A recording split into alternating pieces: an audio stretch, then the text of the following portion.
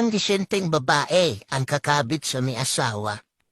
Ang pumapayag maging kirida. Kung hindi mo pang pera, sigurado, putya. Ang mga kabit, parang China phone.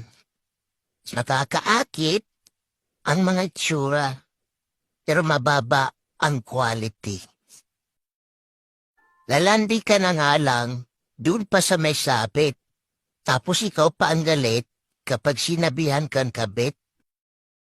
Wala ka sanang problema kung hindi ka kumabit sa lalaking may asawa. Tapos ngayon, kung mag-post ka sa social media ay para bang ikaw ang biktima at kinawawa.